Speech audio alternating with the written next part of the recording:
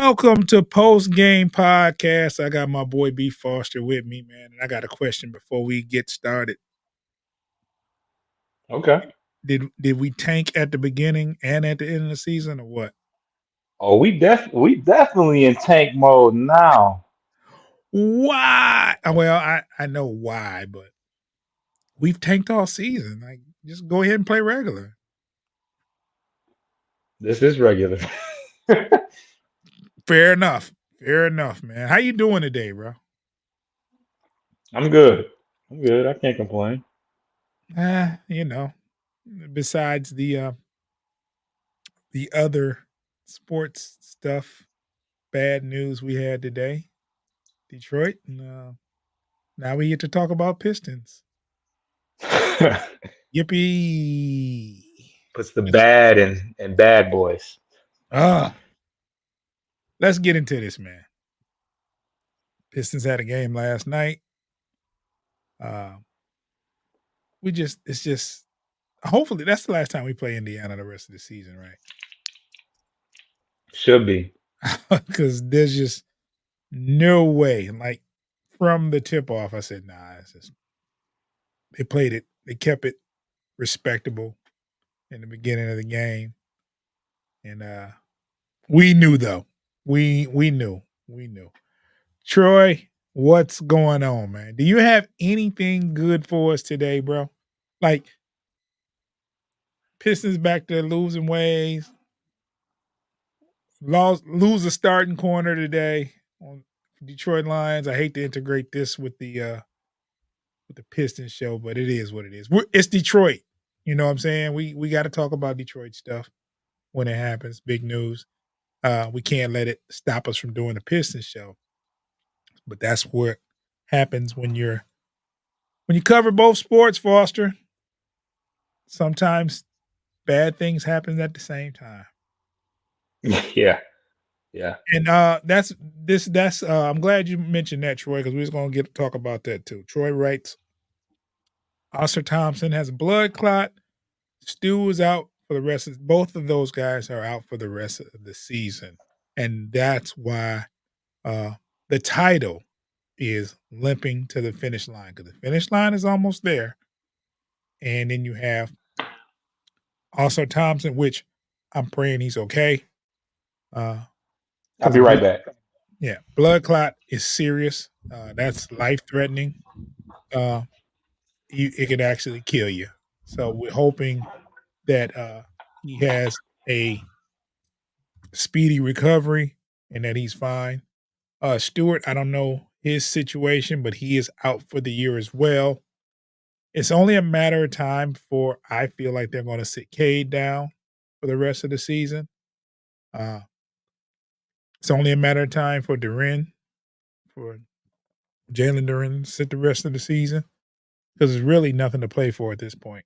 And you want to avoid serious injuries to those players because, there's really not much to fight for. You're just playing the season out.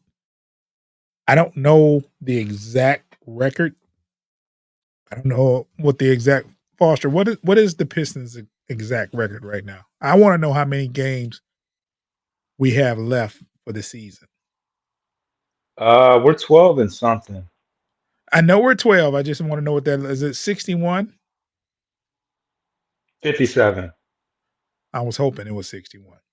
So that being said, it's 13 games left. So the math. I can count a little bit, you know what I'm saying? I used to hustle back in my day, Had to count. But yeah, 13 more games left. And it seems like this, like the season is just dragging along. Right? Time flies when you're having fun. This hasn't been fun. As a Piston fan, I feel tortured. I feel uh I feel like this was a season to forget, even though it's one of those seasons you'll never forget because of how poorly the record is, how poorly they played, and let's not get it twisted. The record shows exactly how they've played. There's no Yeah. there's been games where they've been competitive, but there's been also in those games where you see them just blow the game. You'll see the turnovers. Like I haven't seen the NBA game is so different now where teams are turning the ball. Every team turns the ball over a lot.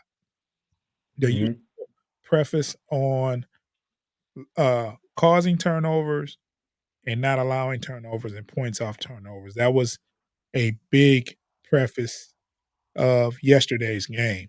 Well, now the teams are turning them over. It's just the higher scoring offenses, they don't care. Um, Go back to Golden State a couple years ago when they won the championship. The last time they won, they were horrific as far as turnovers, but they were so efficient when they when they got a shot up. It was crazy. They were so efficient. Last night I read a stat at one point where I think it was a halftime stat where, uh, yeah, it was a halftime stat. Pacers were up 11. Guess how many points off turnovers they had? 11.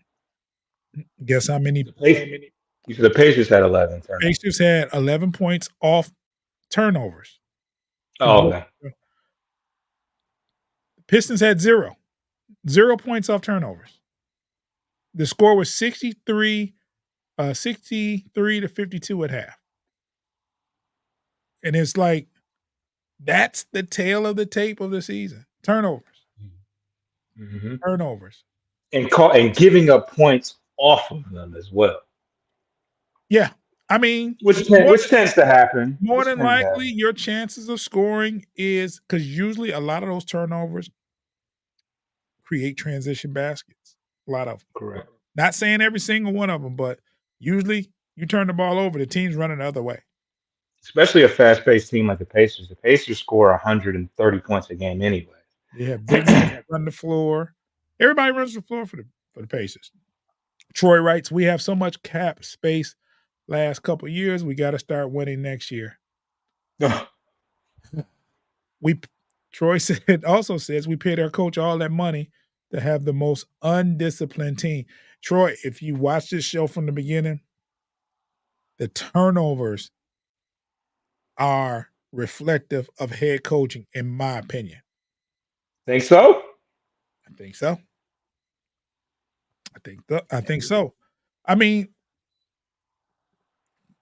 just considering you don't want to you don't want to disappoint coach. So if you preach don't turn the ball over, they're going to do better at trying. Now I'm not saying you're not going I to, don't think it's that easy. but I don't think it's that easy. the way they turn the ball over, you think they take better care of the ball because some of these turnovers are ridiculous. They're not forced turnovers. They are throwing lazy passes. They're throwing they're throwing passes and just doing dumb stuff. That stuff gets cleaned up with a high disciplinary coach. That little stuff that happens, those little if someone makes a great if you okay, let's say for instance you get called for traveling, that's a turnover, right? I get that. Hmm. It happens. Palm the ball, I get that. Get charging call, I get that. But a simple half court pass where there's a defender within arm's reach and you throw the pass anyway. Come on, bro. Yeah, I just don't think that my desire to want to appease the coaches. No, it's not about appeasing the coach. It's about taking care of the ball. If your coach preaches, if he has an identity that we're not going to turn the ball over, we're going to practice and we're going to preach not turning the ball over. And that's going to be us. We're going to force the turnovers and not turn the ball over. You're going to do everything in your power as a player not to turn the ball over. Not saying you're not going to turn it over, but the silly turnovers are going to be eliminated or be at a minimum. Do you think that Monty has no philosophy and he's just kind of like, hey, y'all do y'all thing?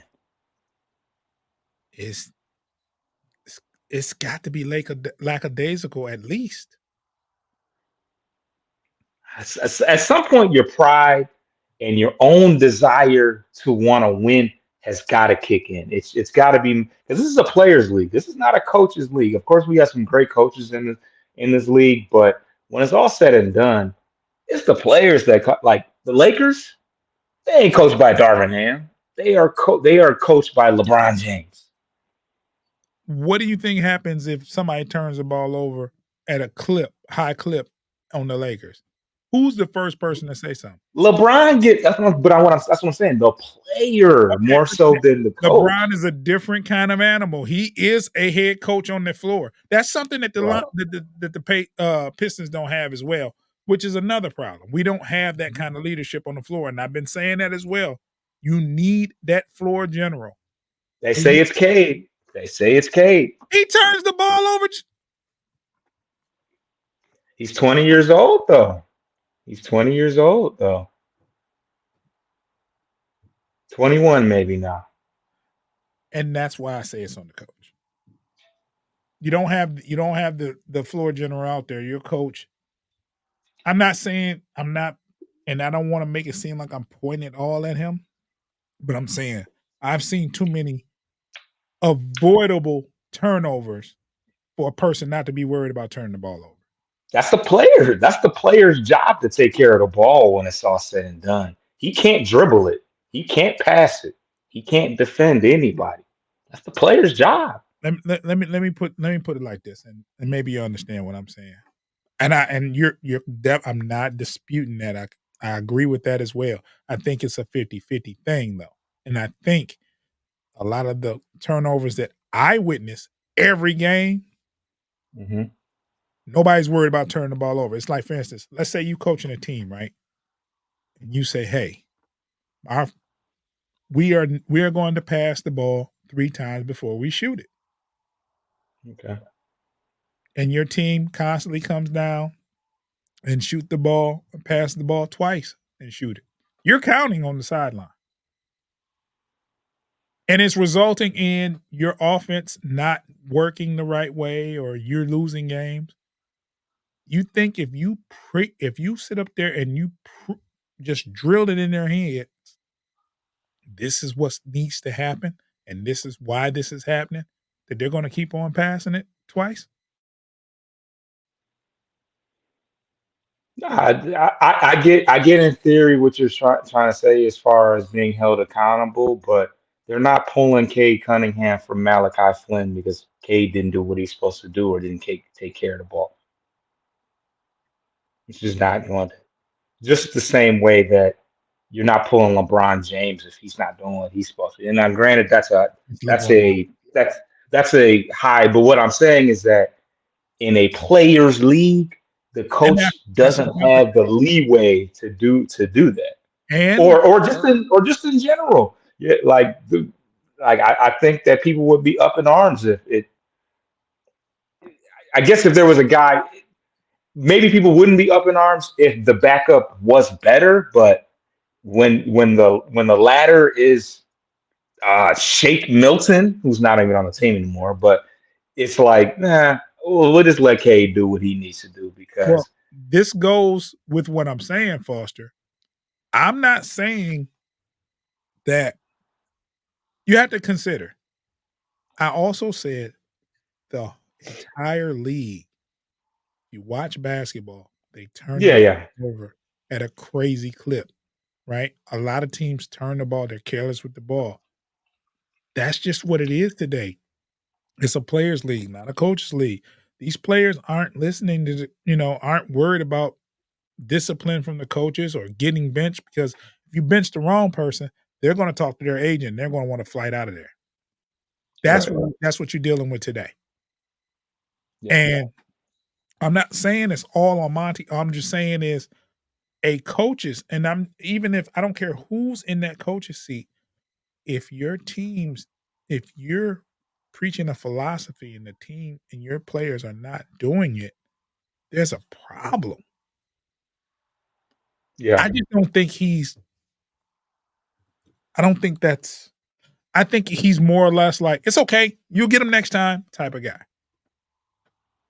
That's Instead of fair. I don't see him "You getting in can't do that." nobody's.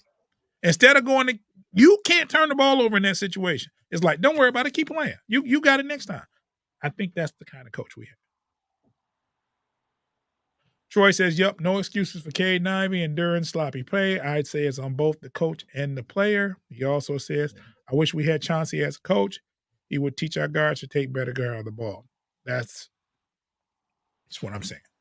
I mean, Chauncey is a guard.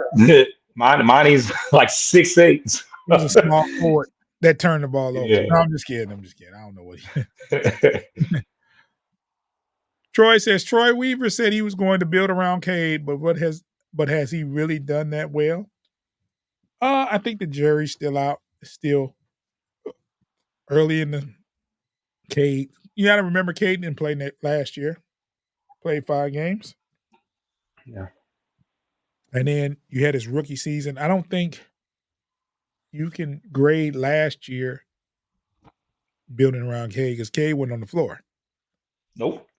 Now you have this year, and it's just not going well. It's just I don't know. I've just never, ever, ever seen witness a team play so bad that I paid attention to. Basketball team. Like I've seen records, I've heard of play, but I've never had to witness it myself. We're gonna take a quick break though, real quick. Well, hold on one second.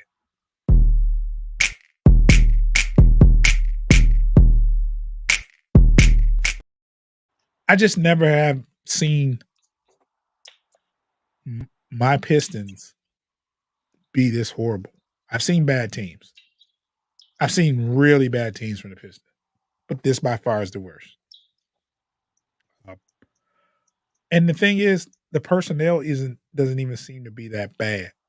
I think we have good personnel. I think we're young. I think we have the potential to have great players.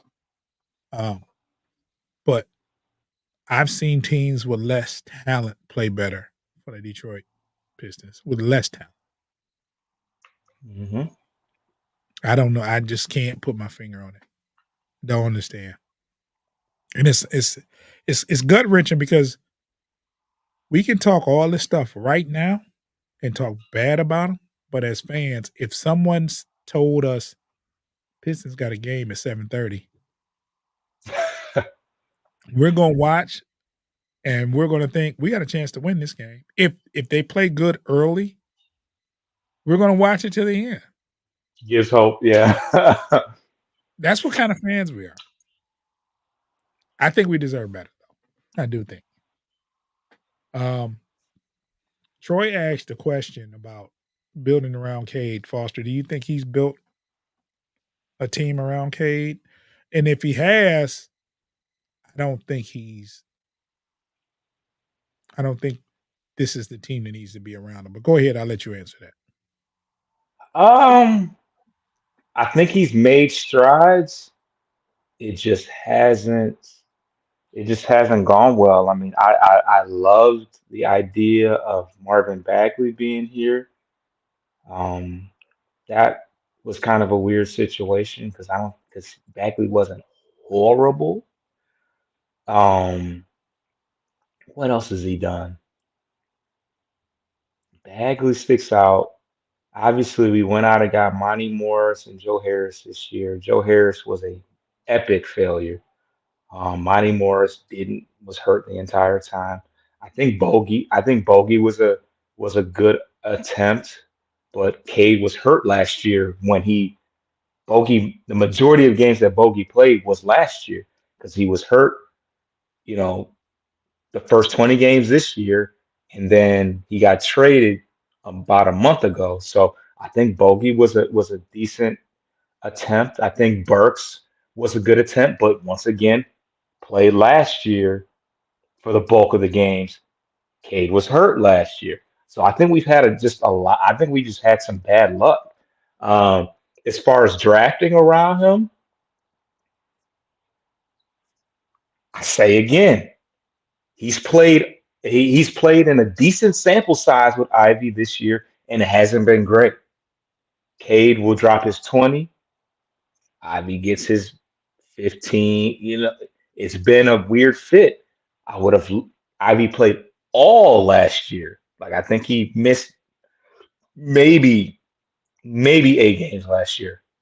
Cade did not. So I would have we would have hoped that that would have been a more of a seamless fit, but it hasn't come into fruition so far. So I can't say that it's been I don't think he's done a horrible job because they've tried to put shooters around him, but you know, after the trade deadline, it's been kind of shoddy just because we got uh Thomas Brown. What's his name? Thomas Brown?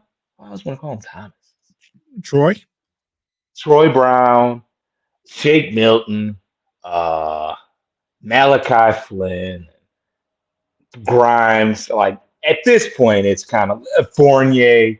These guys are old, washed up guys that are going to be out of the league. So that hasn't been great. But I mean, I can't say that every move. Wiseman's another one. You know, not great. Shows flashes here and there, but what coach talking about? Read it Is this out. already up there? Yeah. Um, as fans, we deserve better than Gores and Weaver. It's an abomination to the game and a shame to shame to talented players like Cade. Sorry, I'm on my phone today, so I got to look real hard. Oh, I got you from here on out, though. I'll read them from here on out. Yeah, but yeah, no, I agree. Gores, um, you know, I was pulling for Weaver, but it just hasn't. Because I don't think draft wise, outside of him, he's always going to, it's always going to go on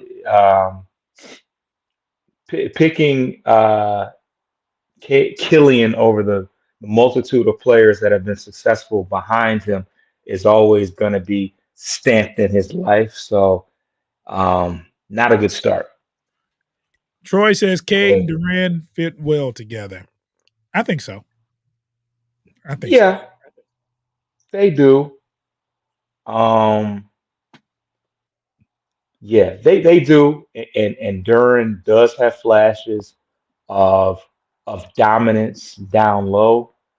But when it's all said and done, uh, some of those guys are going to have to go in order to, while their stock is high, in order in order for our team to make any strides to winning some games. You said we need to win next year, and we got all this cap space. There, there's going to be we cannot kick out the same lineup next year of Ivy, Cade, Asar, Stu, and Duran. We have to make some drastic changes, and it's gonna be and the result of that is gonna be some of our good young players being moved. We just can't do what we did this year and last year. This can't happen again. Yeah, we can't do that. We can't do that. I can't go through another season like this. I can't. I can't do it. Hold on one second, boss. Yep. Need me to hold it down? Yeah, he's gone. So um, yeah, we're gonna have to some of that core four that we talked about is not gonna be around in the future. I don't think that I don't think that just going out and spending money is going to fix what we need to fix. Um, I think guys like Ivy and even Duren have decent trade value, and if we can get proven guys um, from teams that are looking to rebuild with young talent, I think that we should look into what we can get for an Ivy. Ivy at times he puts a lot of pressure on the basket, and with his athleticism he makes things look so easy, but for a full body of work he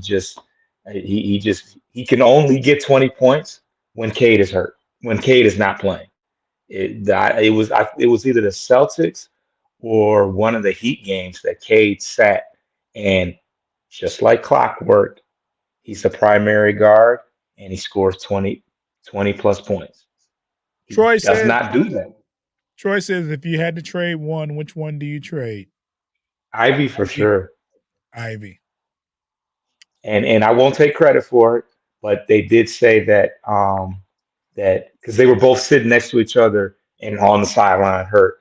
Asar Thompson and Cade are the ones that they would most likely want to keep, and they're willing to deal Ivy and Durant. Durant looks when he's good, he's good.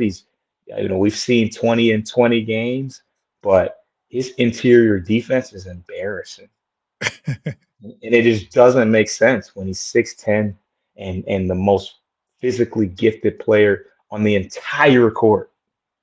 Yeah. And he's I young, and I feel like teams are gonna look at him and pause, salivate, like, yep, this is the center of our future. We can build around him. He's 20 years old. What you need for I think his trade value will be off the chain.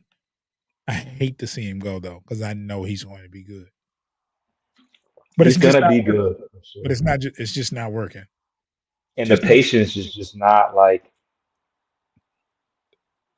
and it's gonna be messed up when we re-sign Wiseman and trade Duran. that Because just it just might happen like that. that just Not to not say work. that Wiseman would be the starting center. I don't believe I haven't seen enough to think that that'll ever be the case. But um, it would certainly be a twist of it certainly would be a twist in the plot to see Duran get traded and Wiseman remain on the team. That just made my stomach hurt. That just made my stomach hurt. But you're not. I mean, it sounds crazy, but a return on your investment, you're going to get more trading Durant than you ever would with Wiseman. Oh yeah, you're not getting anything trading Wiseman. And so you just, if you're going to pull the trigger, you're not going to get a lot of offers for Wiseman. Nothing lucrative. You might get quite a few offers from Durant, some appeasing Yeah, pieces, but that's just what it is. I don't want to get rid of Durant though. I don't want to. Not by no means. I know it's not working, but we have to find something that works so he stays. So it's not a possibility. Troy said, "Bro, I'd be so mad." That's what you're gonna have though. You'll see Wiseman. You'll see Wiseman stay before Duran because of the trade value. yeah. The things you can get back. But I'm telling you this: if you trade Duran, get him out the division, get him out the conference. He's going to Hey, that holler. might be that He's cuts going. you in half now. He's going. That cuts the team in half. He's going to Halliburton you to death. He's going to Halliburton you to death. You see what Yeah. happens every time Halliburton gets in the lineup versus the Pistons.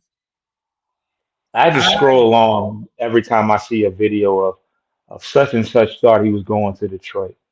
eyes Donovan Mitchell. light up. His eyes light up. He gets a new. Not that he needs it this year because he's balling, but he gets Yeah. a whole new motivation. He gets in a whole brand new bag when he plays against the Pistons. So Trade him away if you're gonna trade him. Trade him far away. Far, far away. Far away. Trade him to Portland. Yeah, trade. Ah, we don't want Aiton though. We do not want DeAndre Ayton. I mean, you don't have to get Aiden for him, but just trade him away, like to the West Coast. I was watching.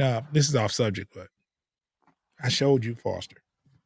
Show some Hmm. clips of Isaiah Thomas. Kyrie played just like him. The games are similar. Kyrie is way more skilled though. The He's way bag is deeper. okay. When you say way more skill, what do you mean? I mean, he's got more. He's got more. Like Isaiah Thomas was very innovative as far as his ball handling skills, but like the things that Kyrie's probably the most skilled basketball player in the NBA outside of LeBron James. Like I'd say the he's difference between Isaiah Thomas and Kyrie Irving is athleticism. Kyrie's athleticism is crazy in comparison to Isaiah Thomas.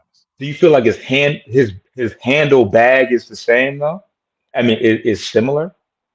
I think so, and I think Isaiah Thomas had crazy. You can do that all you like. You better watch some tape. Isaiah can handle the rock, bro. He can handle. He can handle. I mean, he's a Hall of Fame point guard.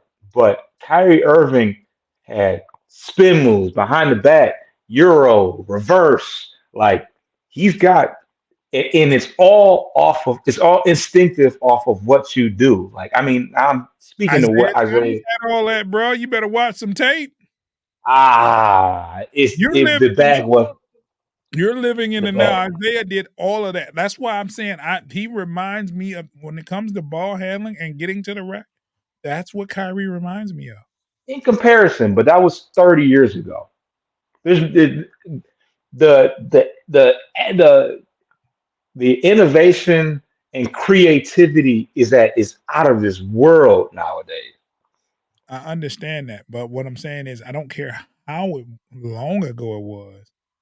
Isaiah's ball handling and able to get anywhere he wanted on the court reminds me of Kyrie. Kyrie does a lot of the same things. And you can't say Kyrie is levels above Isaiah in that at all. I give you that if you say he's better. Creativity though, Yes. I got to see more film. I You got you to see more. that's exactly what it is. You haven't seen much film. You couldn't be if that shocks you. When I saw him, he had his back to the basket 30 feet away. I'm like, oh man. He didn't do that all the time, bro. Not all the time, but I'm saying you'll never see Kyrie do that. I That was mean, more. That was okay, more. but that's a changing of the times, though. They did that back then. But putting it back to the basket 30 feet away is more of a But do you know display why of they did that? You know why? I You don't know why have they did the that though? what. Because hand checks were allowed. You can't hand check now. He That's doesn't have fair. to do that. They could hand check you. They could squeeze your kidney out your side back then. I They don't think could you can do stop that to you. Kyrie though. They could He too impede shifty. you from progressing with your hand. Yeah, that's wild. Yeah. That's That wild to think about. all the guards did that. That's just the changing of of the rules and the time. But as far as Yeah. getting to the spots, as far as being creative off the dribble, nobody could guard Isaiah if he wanted to. When in his rookie season, they told him, his coach told him, you can possibly get 40 points a game, or you can be a better teammate and get your players the ball Right. and be a floor general more than a scorer. And Isaiah said, I want to win. I don't have to score 30. I want to win. But he reminds me a lot of the ball handling reminds me of what Isaiah did. Now, you of course there's more footage of him of Kyrie now because internet age and Yeah, that's more just footage. there's more footage, but you're talking to somebody that watched both of them, a lot of basketball from them both. And there's nothing the only thing I say that separates them is as far as athleticism, Kyrie got it.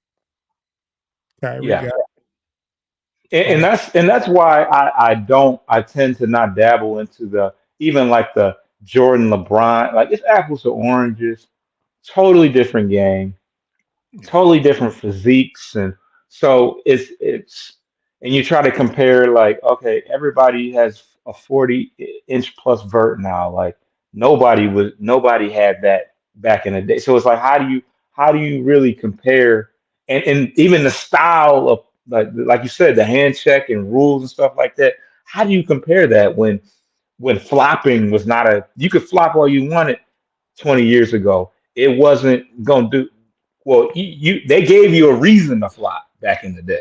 right, You was really, you wasn't covering your head because you were faking a call. You were covering your head because they broke your nose. Like, right. so it's I hate trying to do that comparison because the game is just so Different different 2 now. different eras. 2 different eras. Yeah, yeah. And then You're you three have times removed by that point. You know, and you gotta take in effect, there's always gonna be you're always gonna hear that argument. The players were unathletic back then, and the level of competition wasn't that high back then, and I beg to differ. I mean, I watched the NBA as a youngin, and everybody had 3 stars on their team, at least. Everybody. Every team. Unless you were the Clippers back then, or but just about every team had 3 people on their team that was pretty good. three good players. Three. I mean, you would say stars. Have you seen them? For some reason this is in my mind. Vancouver Grizzlies. Would you say they had three stars on I'm their talking team? about before then.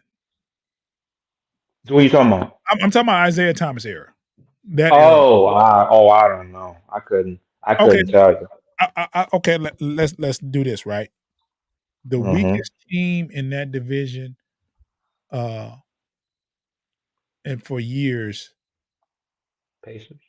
um, and I can say 3 players off the top, Reggie Miller, Smits, um, and they always had a third. It was somebody else. It was always a third. What Dale Davis or Dale Davis and Mark Antonio Davis. Jackson? Yeah, I mean, and then, like, back in the day, the Bucks had Now give me a year. okay, let's go, and then I'll even talk You talking before. the 80s? Yeah, I'll talk uh, before the championships. I'll talk before '89. I'm talking about '87, right? Oh, I couldn't tell you. And that's what I'm saying, like, every team had at least 2, 3 stars. So give me the guys because maybe I'll recognize the names. Okay, Imma tell you about a team that didn't achieve anything, but they had some pretty good players at one time. You had, the Seattle Supersonics in '87, right? They would Okay. have, like, uh, Ricky Pierce, Okay. probably never heard of him. Um, golly, they had a squad and, This predates Kemp, Payton, yeah, Shrimp. for sure. I gotta look it up. I can't think of nothing off the tops, but that Seattle team, they were very, very Dale Ellis. They were very, Okay. very I good. know Dale Ellis. Was They were very McMillan? Did McMillan play on that team? McMillan was the starting point guard.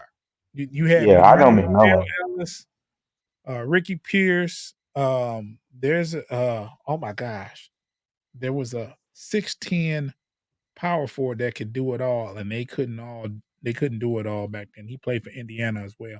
I'm gonna think of his name, but he was on that team as well. Rick, you had Detlef Shrimp before he went to Indiana on that team. Was this Mullen? Was this the Mullen era? Chris Mullin. Yeah. Chris Mullin was like Or what? 92, 91, 93, something like that. Okay. Yeah, that's If you closer want to than go to mine. if you want to go to 92, that's Run TMC with Tim Hardaway, Mitch Richmond, and Chris Mullin. The Warriors, They were right? yeah, 91, 92. Yeah. And I mean, most teams had 2 or 3 players that was good. We're gonna take a quick break and come right back. Let's see here. Oops.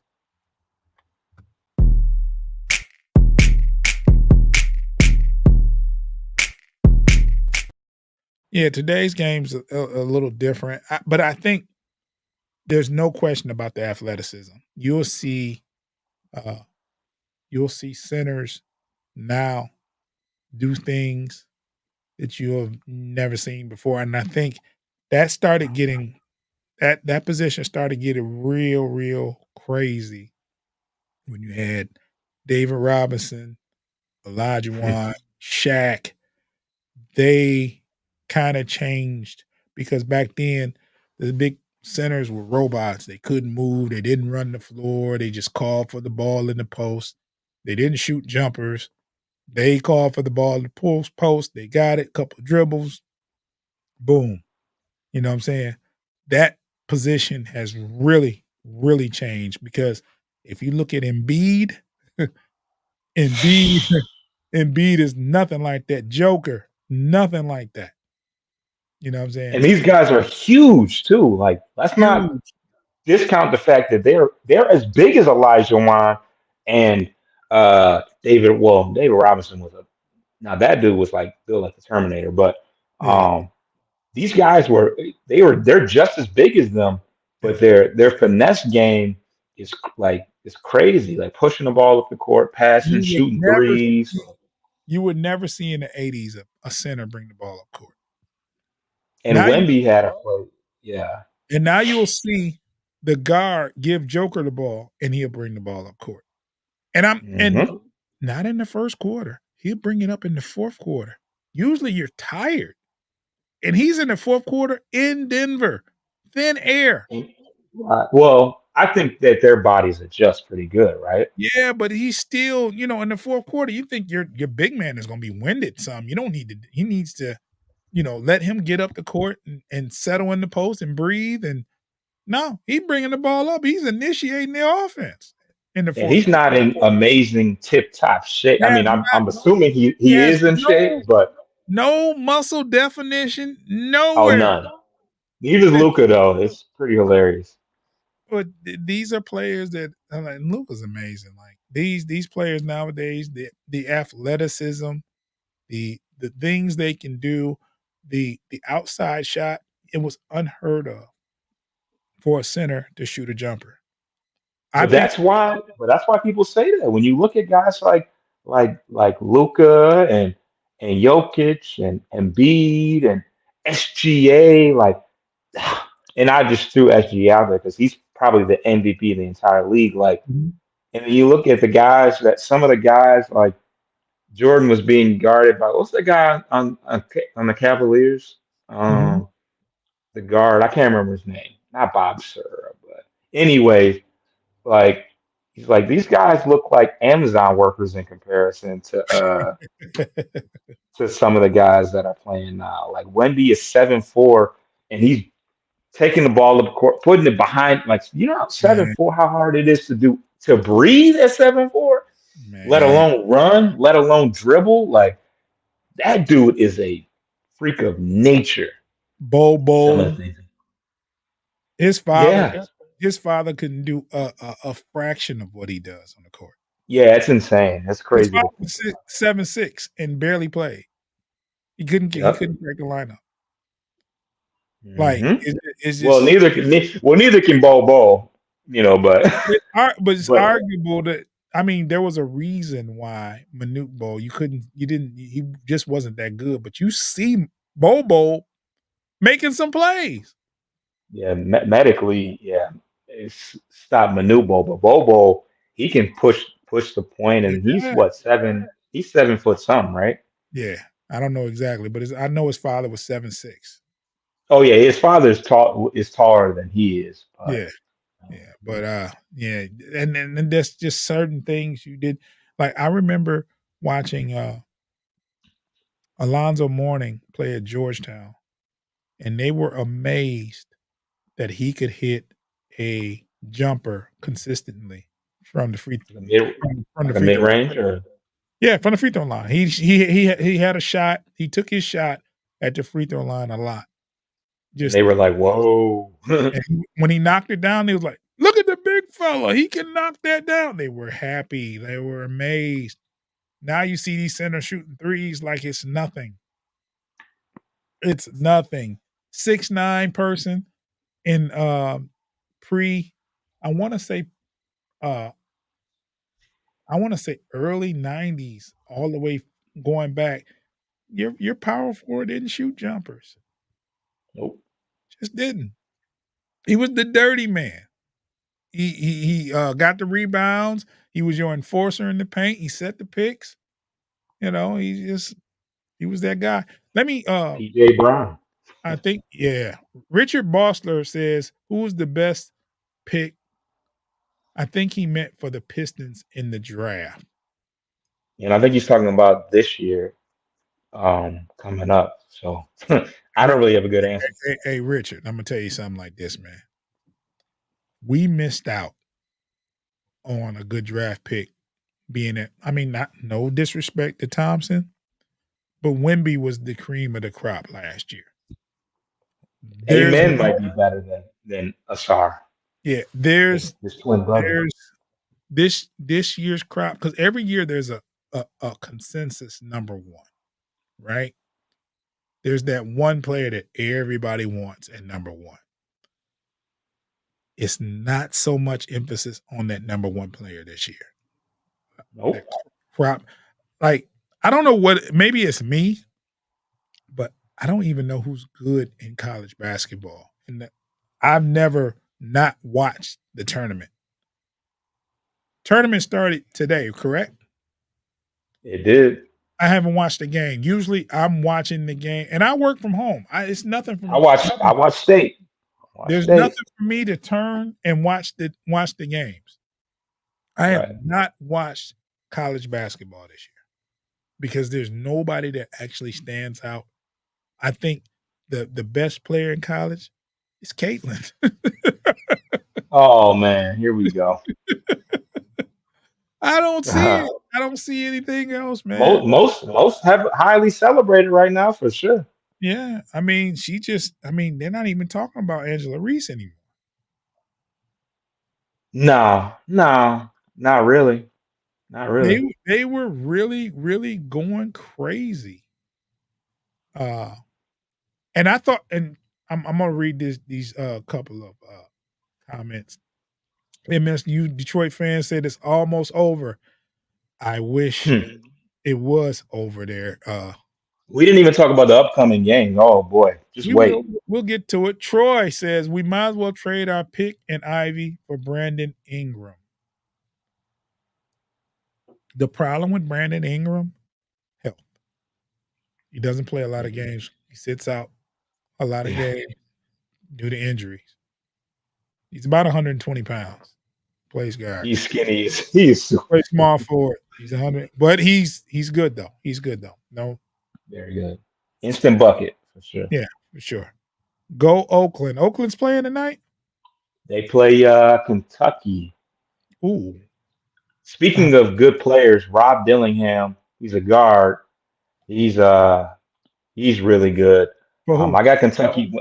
Oh, Kentucky, Okay. and I got them winning it all. So if OU upsets them, that'll be crazy, but definitely won't be winning any money if that happens. And this is what I'm talking about, Richard. Richard says, yes, just our luck. We will get the number one draft pick and the number one. This would be the year. This would be the year. This would be the year. I mean, granted, we did get Cade with the number one pick. But His I winning want, percentage is .137 or something I like want you to that. think I about think. this, Foster. What's What up? happened? Think about this. What would happen if that year we picked Cade, that we didn't get the number one pick, and we wound up with Eric Mobley? Do you think we'd be in better shape? Um, maybe that sets off a trickle effect of so many different things It does. because obviously we'd still be looking, or maybe we wouldn't be looking for the guard, that in that Cade role. Maybe Yeah. our team would have been better and we draft further down. It's just a trickle down effect. But Mobley had a good rookie year, But honestly, um, I think he struggled his second year, and he's been hurt in his third year. So Yeah. Do you tough, think? tough to say. What if the Pistons got the number one pick last year and got Wimby? Do you think we'd be better off then? For sure, because we would have Cade. Cade and Wemby would be insane. Um, Yeah. yeah, to ask if we would be better is that's a Yeah. foregone conclusion. I mean, I'm You just know, yeah. I Wemby mean, is way better than Asar at this um, true. current juncture for sure. And Wemby would would have covered our rim protection issues and our perimeter defense. I feel like will be better too. Just the length that he provides. So M- absolutely, MSU Detroit fan said I definitely would love to see Oakland beat Kentucky, but I picked the Wildcats in my bracket, and this is like the second year in a row where I didn't do a bracket. I usually do a bracket every year. yeah. Uh, It's definitely pointless if you don't do or less beneficial to watch it without a bracket for sure. yeah. If we had Victor, what would we do with Duran then? That's what MSU Detroit fan says. He play a Duran would be your four. center, or Duran would be your center, and Wimby would be your four because he does so much more in the open floor. And He can that weak shoot. that weak side help on defense in the post would be incredible. Uh, he can shoot it. I think you see less of Isaiah Stewart. Oh, for sure. Man, I was just gonna say, help side. You want 6'9" and can't jump over a phone book, Stewart, or do you want a 7'5"? He's probably still growing. He's probably growing right now. Yeah, Troy. Pause. Yeah, that was Yeah, great. yeah. Hey yo. Troy says, yeah, they would play great. They could play together. Sar and Duran can play together too. And Sar, explain to the people who Sar is, Foster. So Sar is, I think he's French, which is kind of scary for us because we've swung. We're Oh, over not Killian cousin. No. Sekou Demboya too. Don't forget about him. Oh, no. So Go ahead, so Foster. yeah. So he's French. And I don't know a lot about him, but he's been probably the most publicized top prospect. The thing that I didn't like was the fact that my hopes is that he could shoot better outside because we don't want um inside dominant guys. But I don't think his 3-point percentage was very good this year. So that's kind of scary. But Yeah, I think they did say that he has the capability of playing the four. Um, but I think he's a solid 7 foot too. 7 foot also. Well, actually, Duran's 6'10". I don't think he's 7 feet tall, but yeah, okay. All right. that's about the extent that I know about Sar. Before we wrap this up, I want to tell everybody subscribe to Bleachers to Speakers on YouTube. Foster has done some amazing player player profiles for football for the Lions and NFL draft prospects. Uh, Also, we're going to start doing basketball player profiles. Foster, he's just now finding out, but we're going to do basketball players on that channel as well. So subscribe to Bleachers to Speakers on YouTube. Subscribe to Motor City Metrics. That's where you'll see this show. You'll see me and Foster if you're out there listening on the podcast audios. Uh, Also, if you're not watching and you just want to listen, you can find us on all podcast streaming platforms. That is Apple Podcasts, Spotify, iHeartRadio, you name it. All you have to do is go to those platforms and type in Post Game Podcast FFFN. Search, you'll see the blue and red Pistons colored basketball logo. Subscribe, follow, download the episodes. Before we get out of here, Foster, who the Pistons got next? Next few Oh games. man, let's pull it up. Wasn't pretty.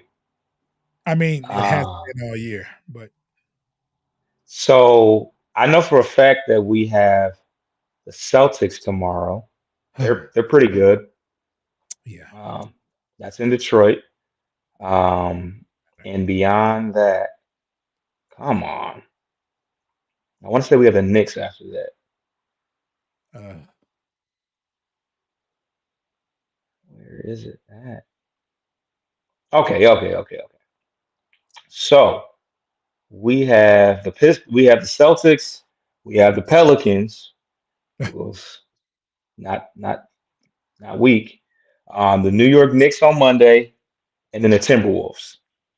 Timberwolves are pretty good too. they've been bowling. Ant Man, I've been watching some highlights from Ant Yes. Oh my God. Yeah. Yeah. Man. Celtics beat us by 25 the other day, by the way. Just throw that out there. Thanks, Foss. Thanks. That's really does us good to know. All But right. we but just and then just to give you, we do get a little bit of a break. We got some winnable games after that. We have I want to say we got the Grizzlies. No, we have the Wizards, the Grizzlies, and the Hawks, and then the Grizzlies again. So we get a break after the.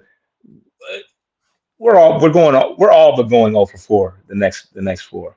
I can't even tell you what's the most winnable game. Maybe the uh Pelicans, no.